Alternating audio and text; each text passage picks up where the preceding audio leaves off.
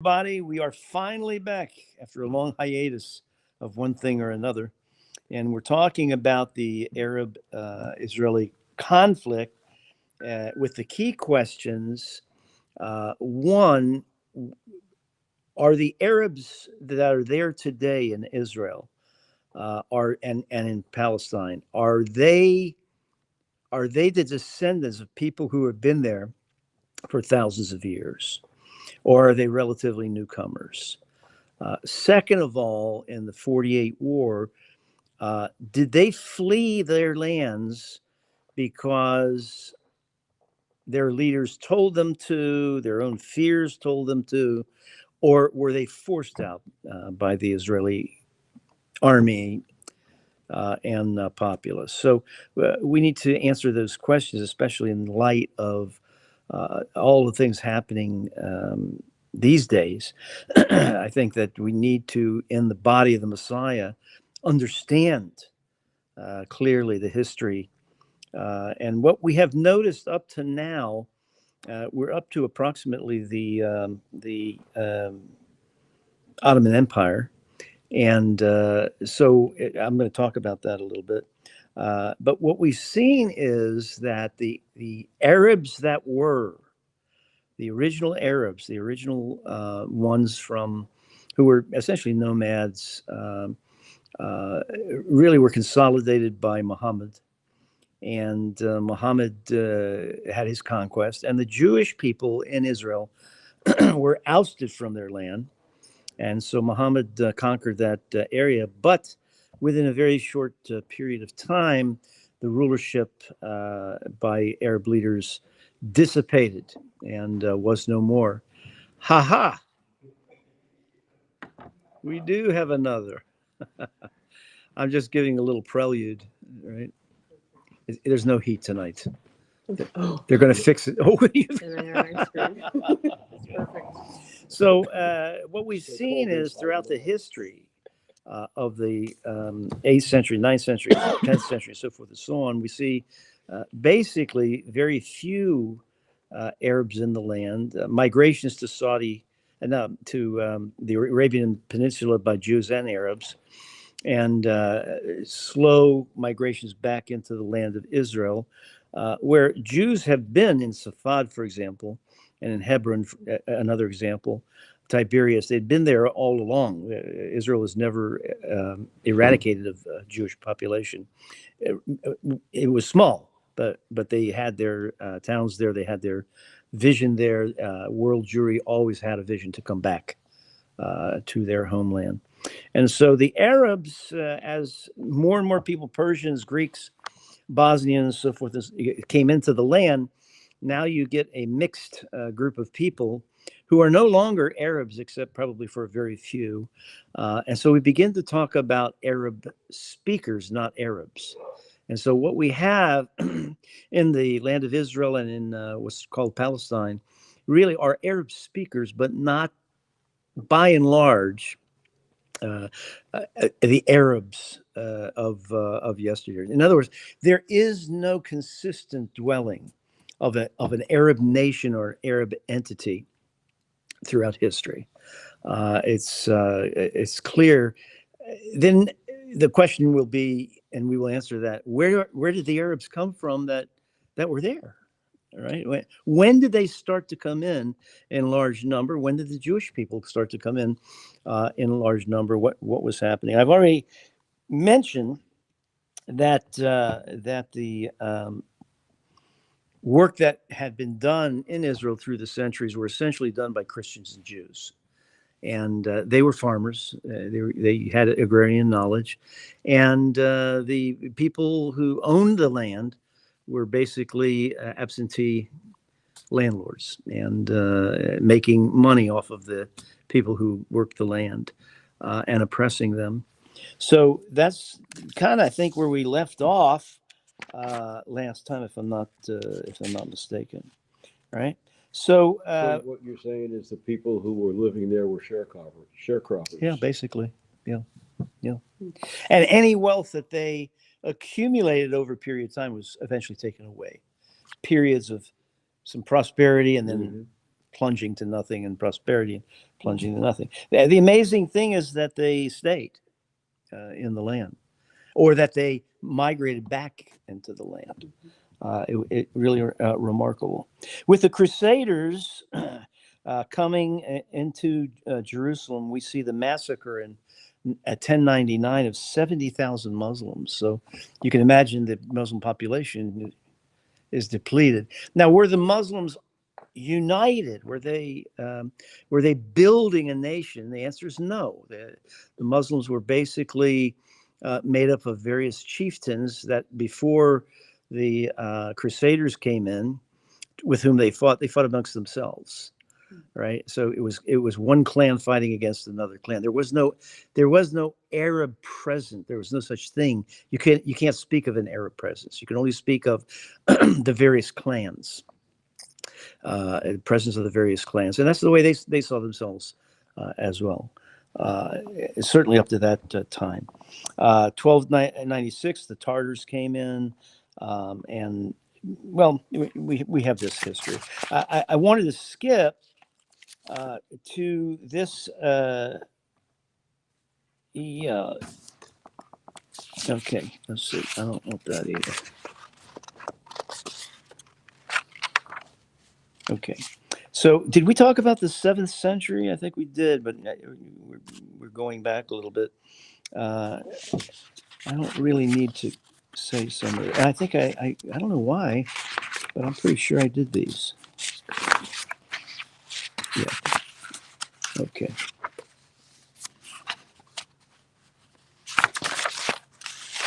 I'm The sorry about that. backside of the page looks familiar. Huh? The backside of the page looks familiar. Blank. Right. Okay. Okay. So when the Turks came in, we see the Jewish population in 1555 between 20 and 20,000 people. So the Turks wanted the land to be taken care of. They wanted development. They wanted enterprise. And so they allowed Jewish immigration in to the land.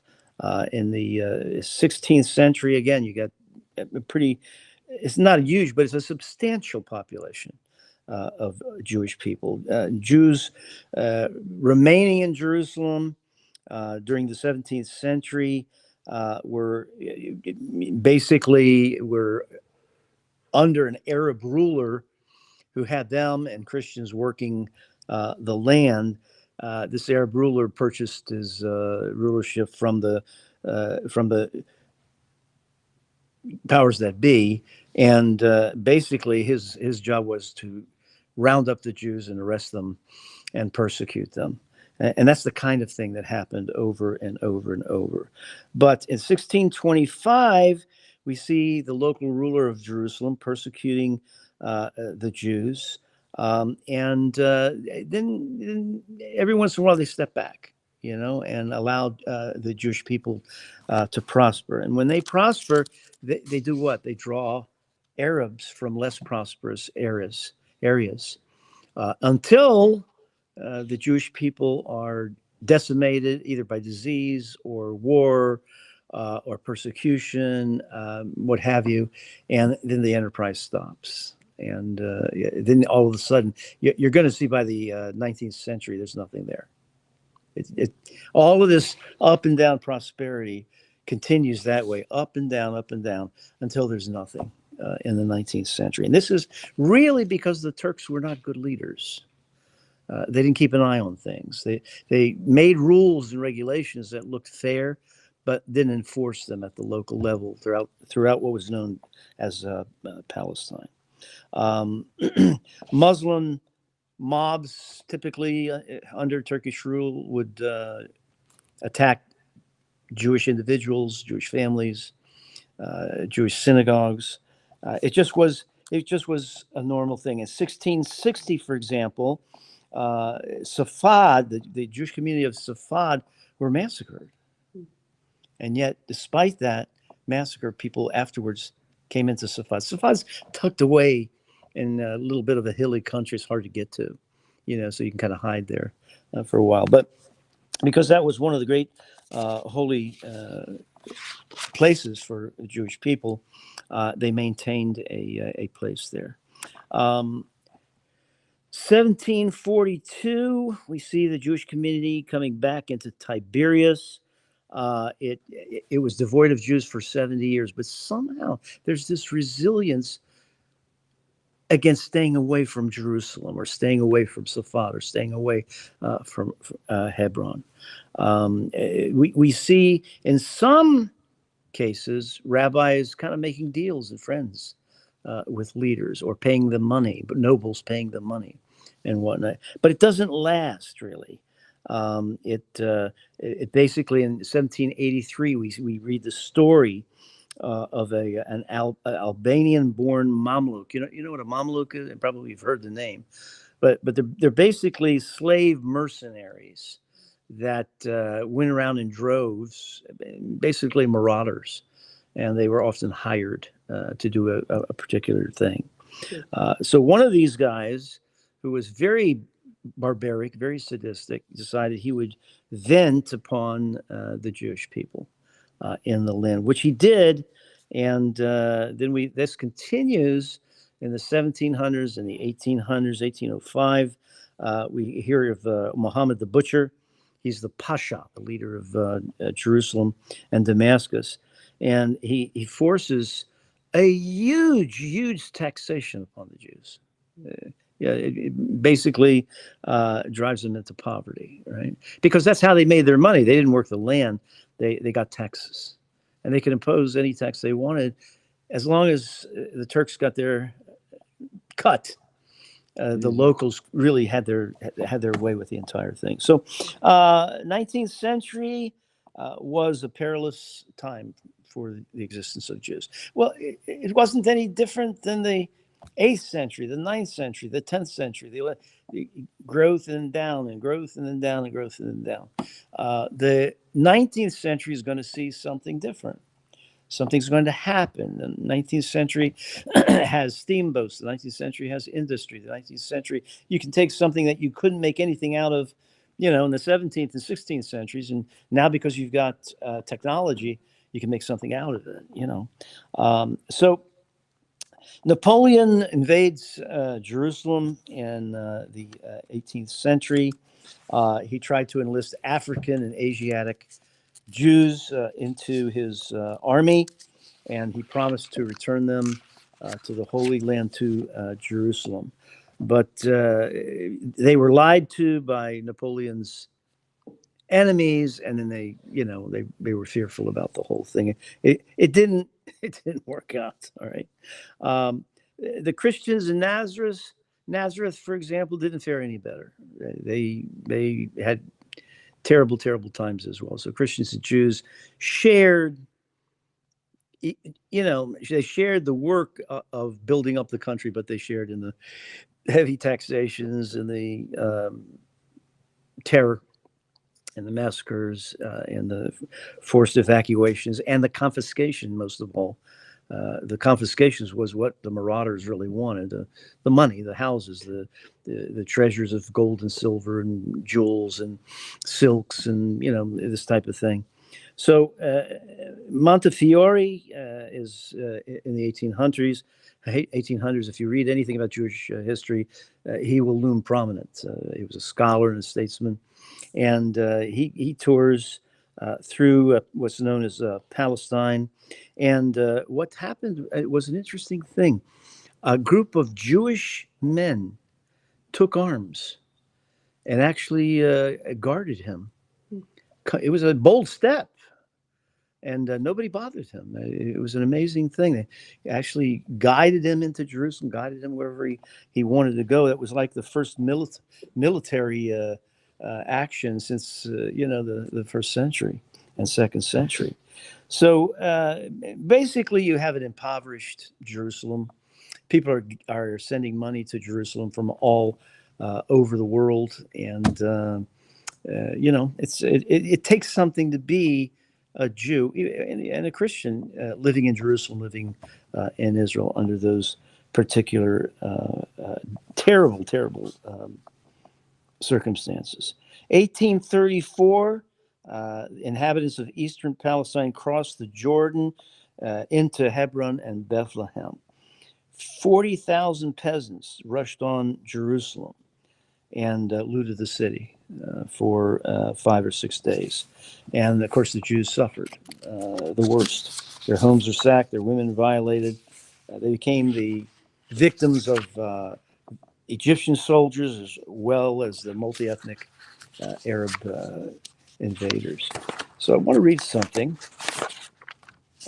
I think I've read, it's not coming up again. Okay, I'm not ready for it. All right, the Jews of Hebron were massacred. I'm getting cold.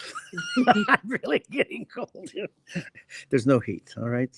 So this week, if you didn't come, you're nice and warm in your house. I congratulate you. All right. Don't come next week. Come next week, there'll be heat. So the Jews of Hebron were massacred by Egyptians. And basically, it's the Egyptians were supposed to come and quell a Muslim rebellion, but the Jews were in the way, so to speak. So the early part of the 1800s was not a happy season. 19th century, the dhimmi. A dhimmi was what? A dhimmi was. It means protect. It means infidel. But it means protected. In other words, it's like since the Christians and the Jews were people of the book of the Bible, their rights religiously were to some degree protected. They still paid the tax, the heavy tax. They still, they couldn't walk on the same side of the street as a Muslim. They had to bow the head. Many stipulations, many regulations and whatnot. And they could be beaten without penalty, at any moment. So there were Jewish pioneers that came into the Holy Land despite this difficulty. And of course, they were regularly attacked. And now we begin this severe outbreak of anti-Semitism in Europe in the mid-1800s. But the British kept tabs. They wrote papers and they wrote reports, and all of those things are available. And so the question is this: was there a sense of Arab nationalism in the 1800s when Arabs were present in the land? Was there a sense of nationalism among the Jews while the Jews were in the land? With the Jews, the answer is clearly yes. I mean, it's in our Haggadah, next year in Jerusalem, and Jerusalem's you pray towards Jerusalem, and we're going to go to Jerusalem. Which begs the question. I was thinking about this a little earlier. Until the destruction of Jerusalem, every year was in Jerusalem. Yeah. And so once it was destroyed, that's when it became next year. Yeah. Yeah. The longing for it, the longing, But the British were never able, in any of their paperwork and any of their reports, they were never able to discover any manifestation of Arab nationalism amongst any of the Arab clans or the Arab, Arab lands were Arab lands, but it wasn't like there was an Arab nation. There was this group of Arab speakers, this group of Arab speakers, this group of Arab speakers. None of them had consolidated. So to show you what was in Palestine proper, Mark Twain, I think I've mentioned him before. Mark Twain came to Palestine in 1867. This is his description. Pardon me.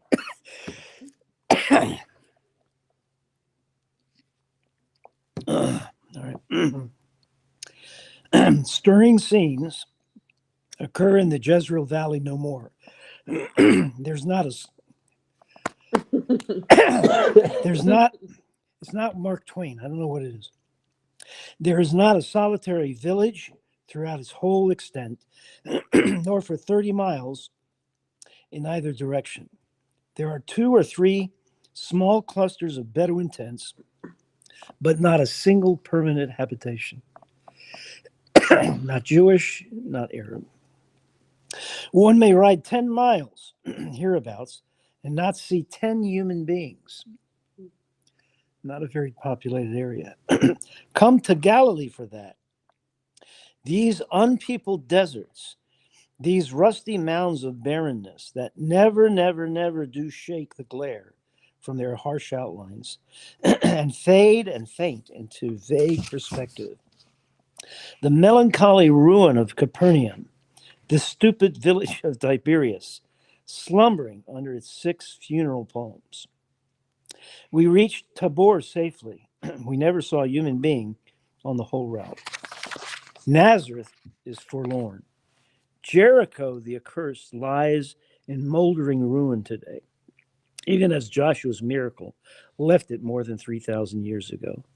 Bethlehem and Bethany, in their poverty and in their humiliation, have nothing about them now to remind one that they once knew the high honor of the Savior's presence.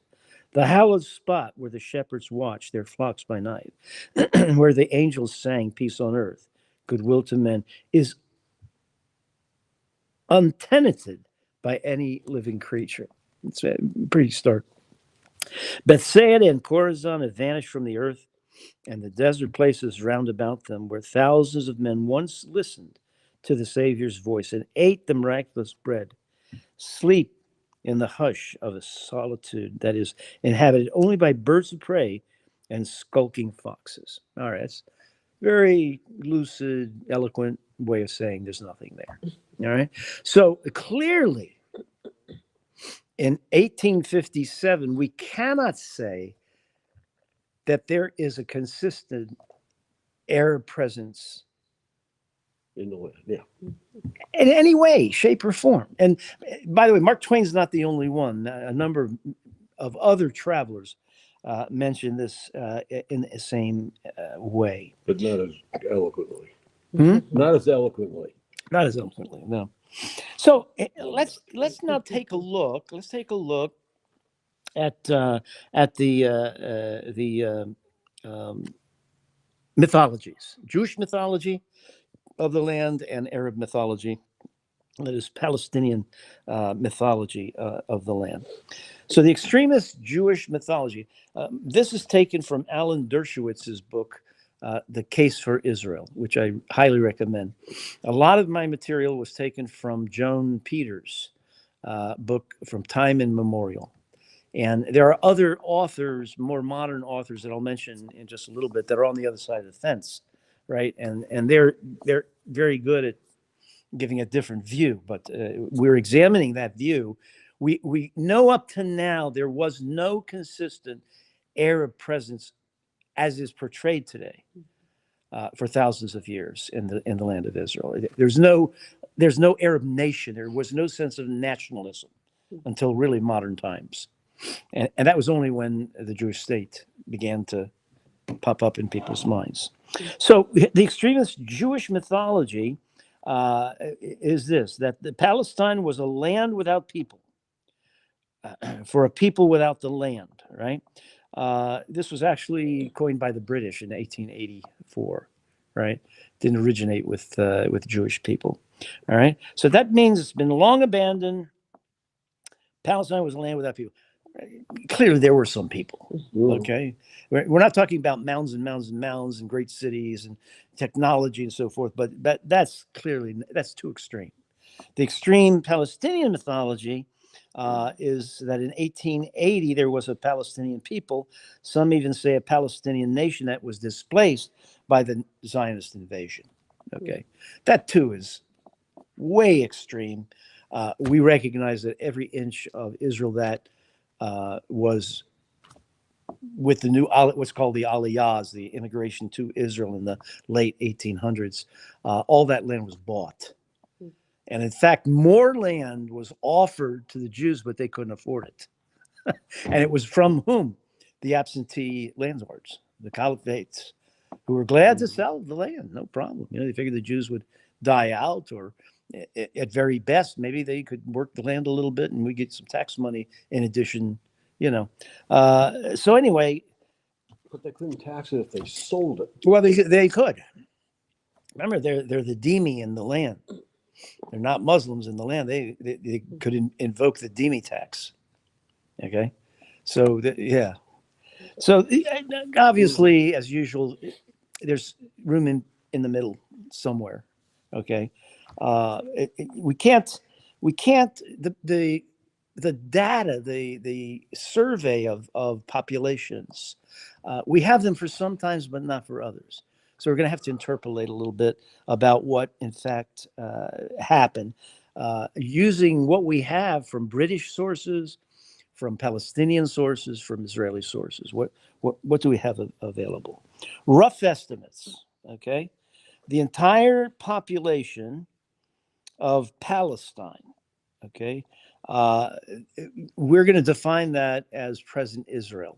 Okay, I recognize West Bank and Gaza, but let's include West Bank, Gaza, the rest of Israel. The entire population was probably 500,000 in the time of the the early 1800s, the first Aliyah. Okay, that's a lot of people. Okay, did the Jews have villages and cities? They did. They built towns. They built farms. They brought in technology. And they brought in new techniques. They were good about organizing. And what we're going to see is Arabs said, "Ooh, that's a pretty good deal," you know. So they're going to be coming in. The same area today, by the way, that supported 500,000 now supports 10 million. So it's a large area we're talking about. All of Israel, 500,000 people in all of Israel is still pretty spread out. All right. So the area that eventually was partitioned by the United Nations in 1947 contained only a fraction of that number, between 100 and 150,000, right? Because you have this big Transjordan area, you have little Israel, you know. So, yep. in 1880, Palestine, that was Israel, was all Jordan, or a lot of Jordan. Back to the original God-given title deed. Actually, it wasn't that simple. It was really still Ottoman. You're talking about the 16th century to 1918. The Turks. You just said that the partition was, I think it was Churchill that drew a line right down the Jordan River. Yes. So Israel crossed the Jordan. Yes. Yeah. Okay. Yes, you're right. It's what became Jordan on the other side of the. So basically, it was the land that was allotted to the 12 tribes, which crossed the Jordan. No, the partition actually included the West Bank, most of Israel, in fact, and it extended way. I mean, the Jordanians owned Jerusalem; they were in charge of Jerusalem. So you have this big gob of land, Transjordan. You've got this. Jordan is pretty big in this partition, and Israel's very small in this partition. And Jordan was supposed to be the Palestinian state. That was deemed the Palestinian state for the Arab speakers. Okay, by then known as Arabs. So under the Ottoman rule between 1516 and 1918, which is the end of World War I, where the Turks were defeated, along with the Germans and so forth, the land was subdivided. The French got a little part, the English got a big part, and so forth and so on. So they had a lot to say about the land. Under the Ottoman rule, Palestine was subdivided into what's called sanjaks, and sanjaks were part of administrative units called vilayets. And Syria governed a large part of the north of Israel, which is why later on this confusion of is northern Israel nothing, or is it part of southern Syria? Okay, because that was established under the Ottoman Empire, right? So Egypt occupied it for 10 years in the 1830s, and then they subdivided it into this administrative area of Beirut, which covered Lebanon, and a large part of the northern Israel, which is now Tel Aviv, actually, and the independent administrative area of Jerusalem, which was from Jaffa to Jerusalem, and from Gaza to Beersheba. So basically, what does it say about the Palestinians being a nation? You have all these subdivisions, but they're Ottoman subdivisions without Arab rule, if you will, without indigenous Arab rule. Okay, Mhm. there's no one central government outside of the Ottoman Empire, right? They're ruling. So even in the 1800s, we can't look to an Arab rulership that is meaningful. You don't have an Arab government that's ruling. You have Arab clans. You have wealthy Arab caliphs, who give to the Ottoman Empire, but they're basically in it for themselves, right? And they became very, very rich. Now, one guy who, in modern times, this fellow Benny Morris, and you'll come across his name. He's an Israeli and he's a Zionist, and he has not been very kind to the way the War of Independence went. And he claims there were a number of reasons, and I'll get to that in the last session. Okay, the last session will be what happened to the Arabs that were living in Israel before 1947. They were there, then they weren't there. Well, why weren't they there? Okay, so some of these guys, Benny Morris, who is an Israeli historian, Noam Chomsky, who is an American professor, very well known, and Edward Said, who's a Palestinian American from Columbia University. All of these guys kind of corroborate each other's stories, and you're going to. They don't represent, if you will, the Zionist story as it is portrayed by the Israeli government. Said says that Benny Morris and other revisionist historians, they have a genuine will to understand the past and what they say about it without a desire to lie or conceal the past. They have high praise indeed, but they critically, they say Jews are okay, but Zionists are not. Zionists are imperialists. So you're going to see these guys' names on and on and on and on.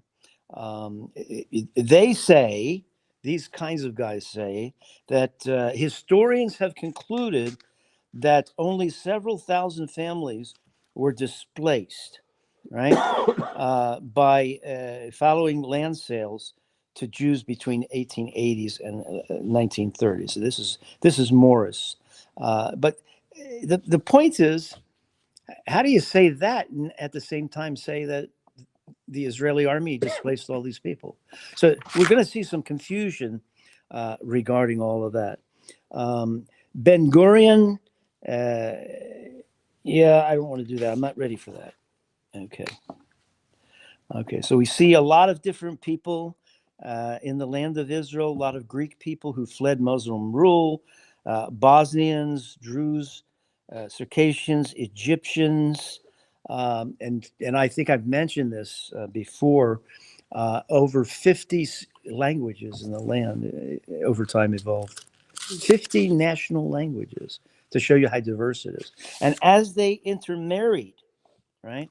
As they intermarried, the ethnicity of Palestine gets mixed. That's where we get the Arab speakers instead of the Arabs. So now you do have Arabs, but it's a blend of Persians, it's a blend of Greeks, it's a blend of Egyptians, it's a blend.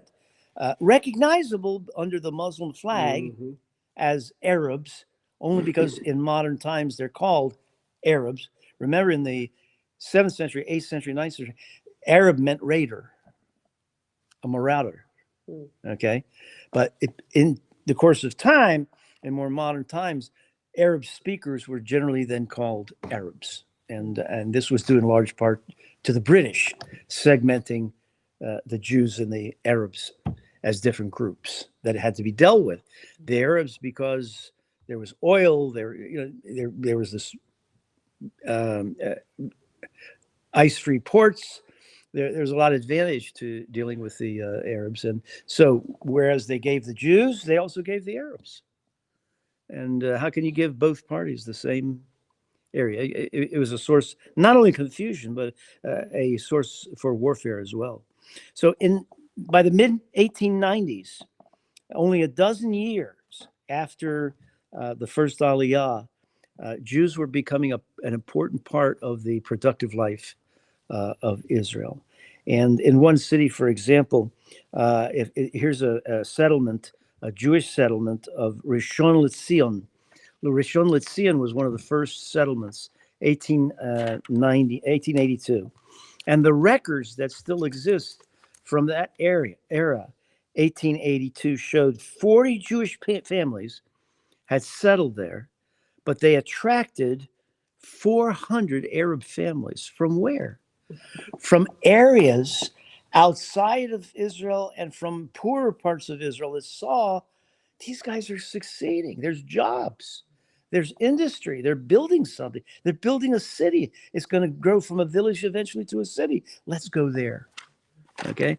So, do you see the pattern? What's going to happen? We're going to see this more and more and more.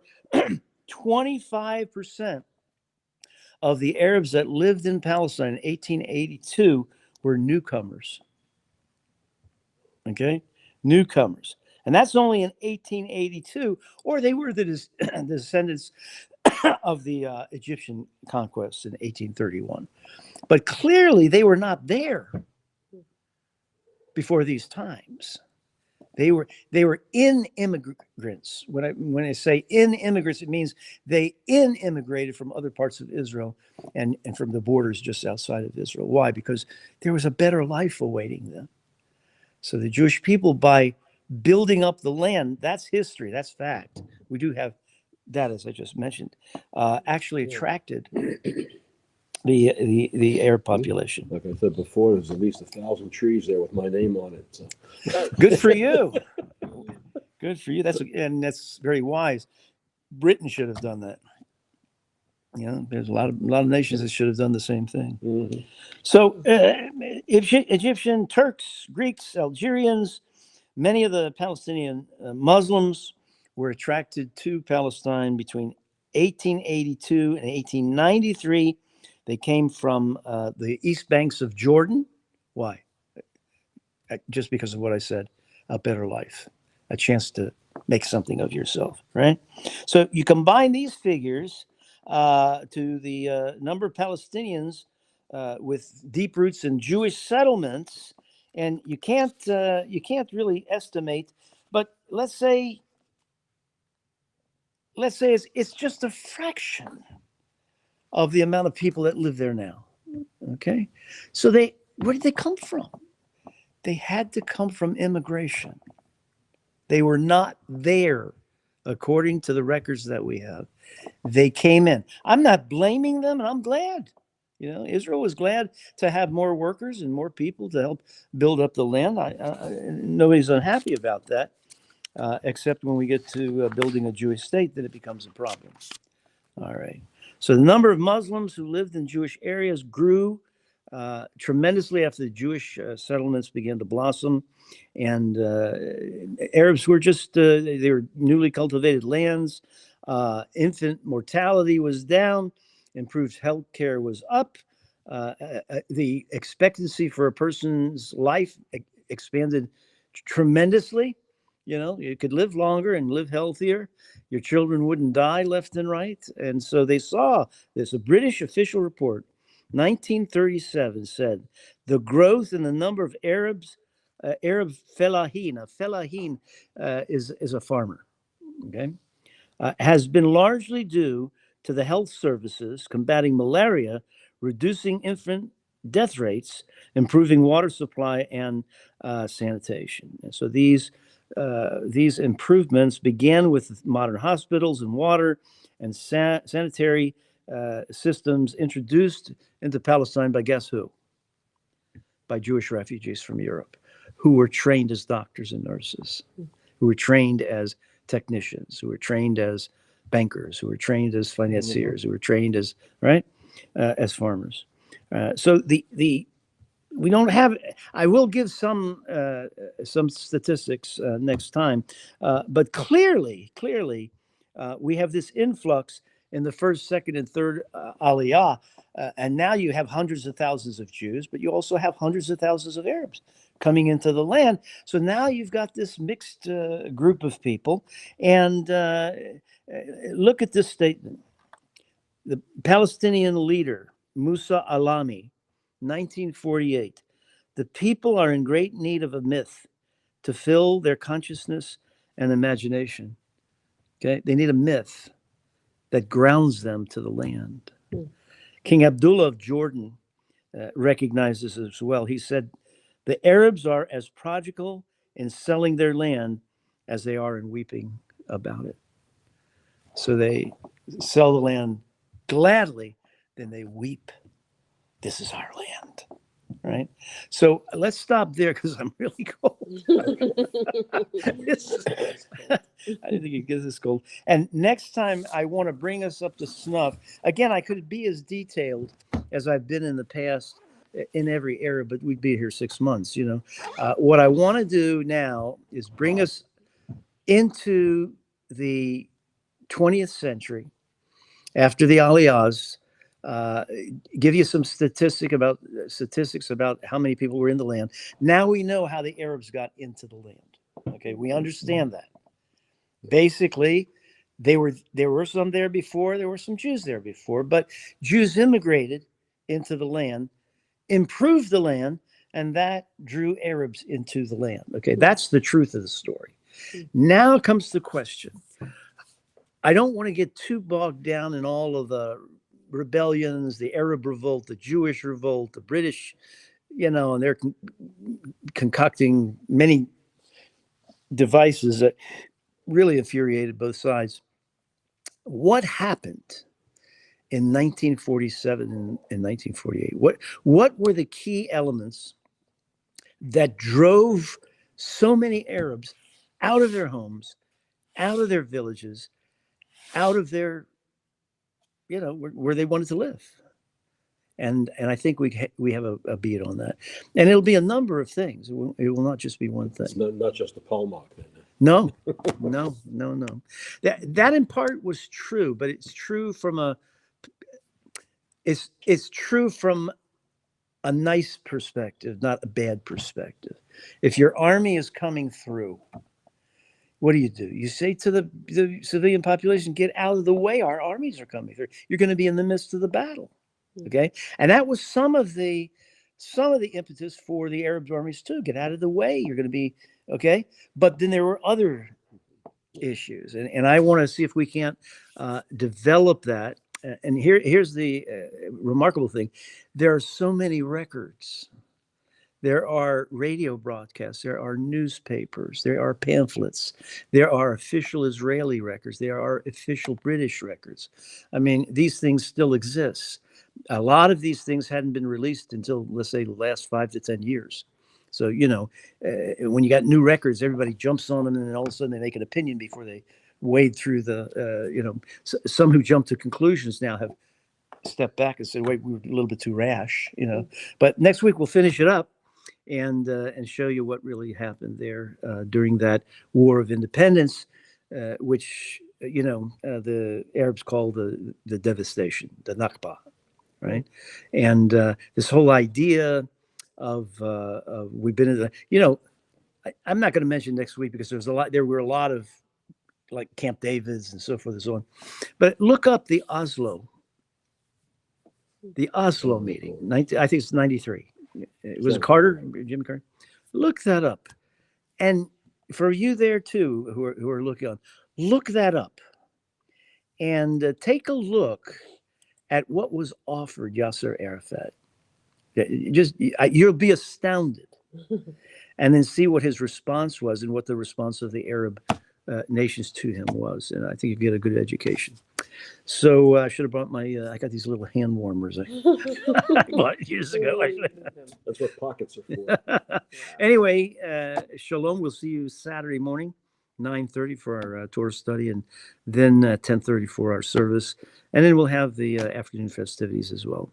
Shalom. Thanks for joining us, and we'll see you shortly.